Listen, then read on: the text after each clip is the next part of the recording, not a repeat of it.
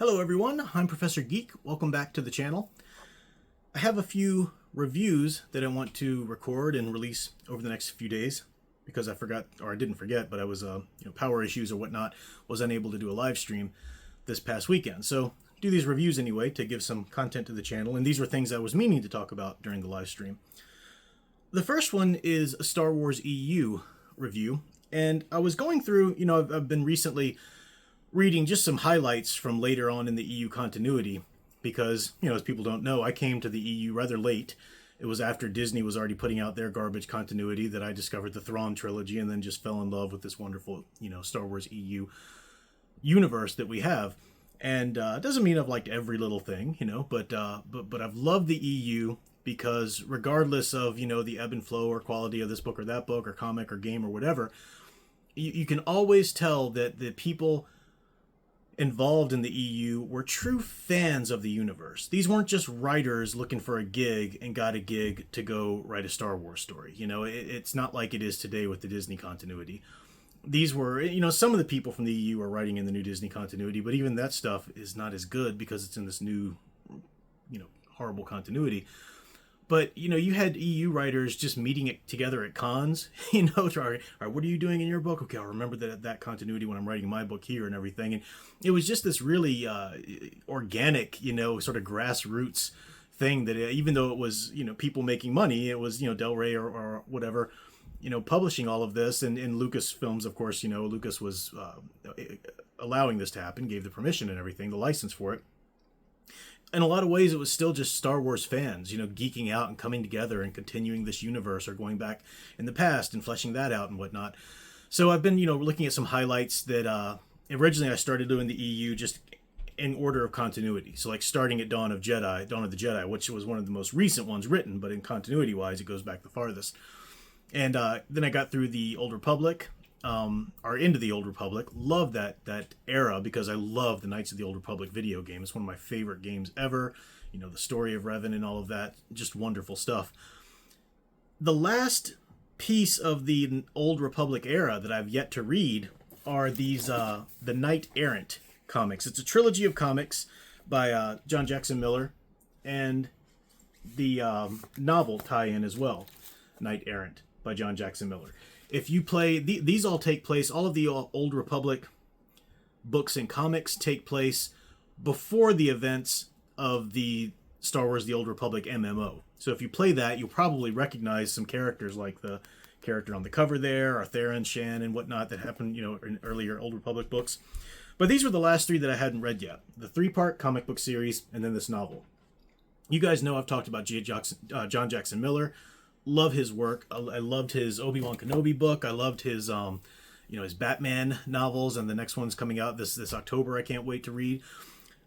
So I knew that I was gonna, I was like, oh, this is a shoo-in. I'll love this. Now, all I've read thus far is I've read the first comic.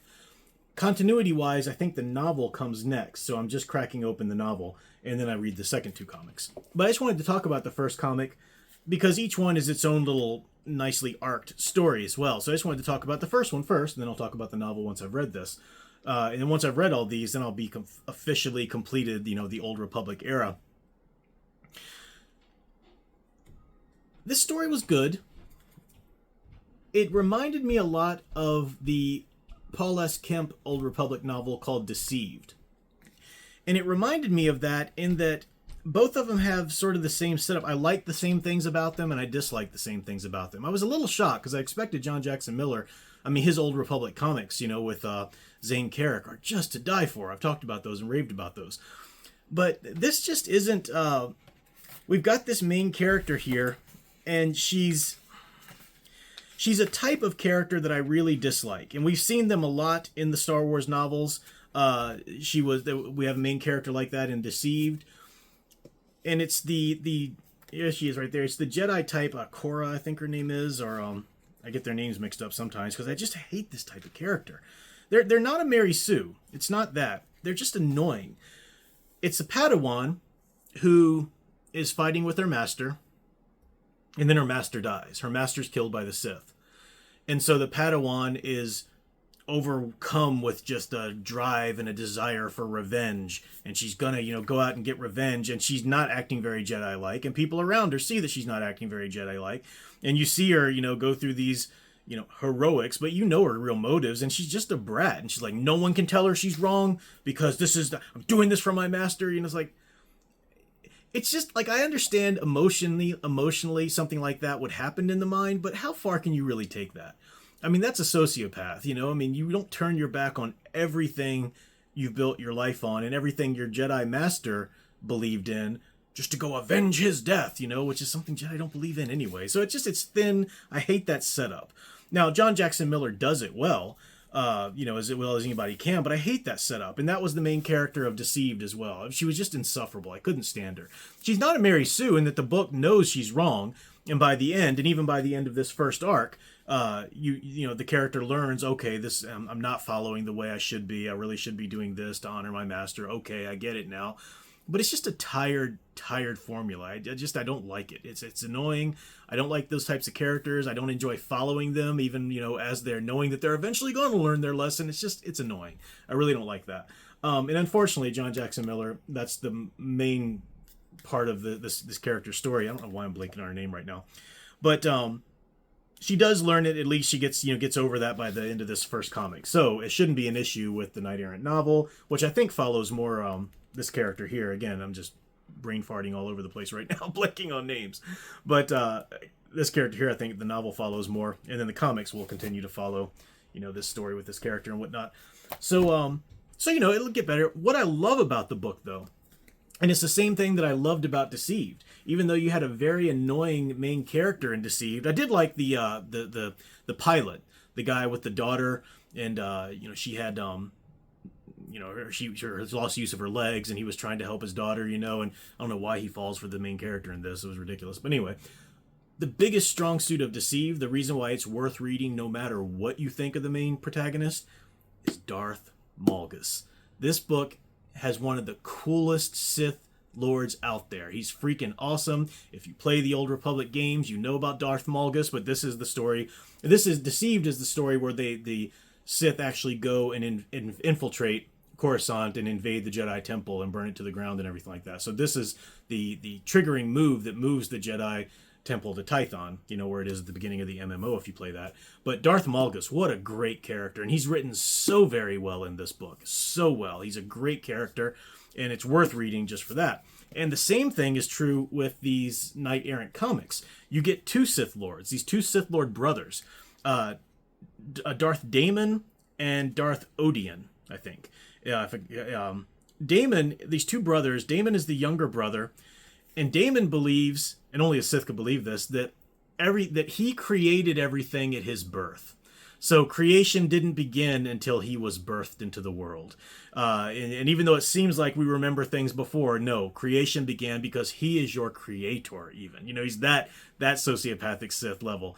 And he's total narcissist, having statues built in his honor, and I am your god and this and that, and, treating people horribly.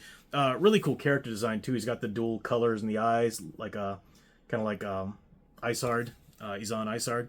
But he's a great character, and his brother, his older brother, Odian, who just believes in utter destruction. So even though they're both Sith and they're both destroying and torturing and perpetrating all kind of suffering on the people, Damon at least sees himself as the one who creates, and Odian's the one who destroys. So it's this really cool dichotomy of these two brothers, in their would-be places in this sort of Sith mythology, and they hate each other. And the way they go at each other and their personalities, and they're just really cool villains. They're perfect villains. So that's why I do recommend, despite her and her little annoying arc you've got to get through, I do recommend this book. If you like good villains, if you like villains that are written really well.